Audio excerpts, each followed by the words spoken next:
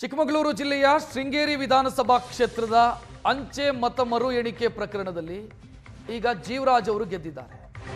ಇದರ ಬೆನ್ನಿಗೆ ಗೊಂದಲಗಳು ಸೃಷ್ಟಿಯಾಗಿದ್ದಾವೆ. 2020ರಲ್ಲಿ ಸಿಂಧು ಆಗಿದ್ದಂತ ಅಂಚೆ ಮತ ಈಗ ಮರು ಎಣಿಕೆಯಲ್ಲಿ ಅಸಿಂಧು ಆಗಿದೆ. ಎಣಿಕೆಯಲ್ಲಿದ್ದಂತ ವೀಕ್ಷಕರು ಅಧಿಕಾರಿಗಳೇ ಶಾಕ್ ಆಗಿದ್ದಾರೆ. ಲೋಪ ಎಲ್ಲಾಯಿತು ಅನ್ನೋದು ಗೊಂದಲಕ್ಕೆ ಕಾರಣ ಆಗ್ತಾ ಇದೆ. ಚುನಾವಣಾ ಆಯೋಗ ವೀಕ್ಷಕರು ಕೇಂದ್ರ ರಾಜ್ಯಕ್ಕೆ ವರದಿಯನ್ನ ಕೂಡ ಕೊಡಲಾಗಿದೆ.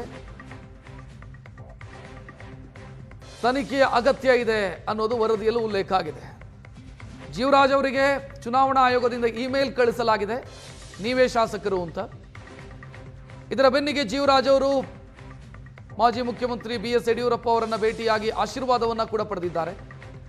52 ಮತಗಳ ಅಂತರದಲ್ಲಿ ಜೀವರಾಜ್ ಗೆದ್ದಿದ್ದಾರೆ. ಇದು ಈಗ ಗೊಂದಲಕ್ಕೆ ಕಾರಣ ಆಗಿರೋದು. ಒಂದೆಡೆ ಕಾಂಗ್ರೆಸ್ ಜೀವರಾಜ್ ಅವರ ವಿರುದ್ಧವೂ ಕೂಡ ಕಂಪ್ಲೇಂಟ್ ಅನ್ನು ಕೊಟ್ಟಿದೆ.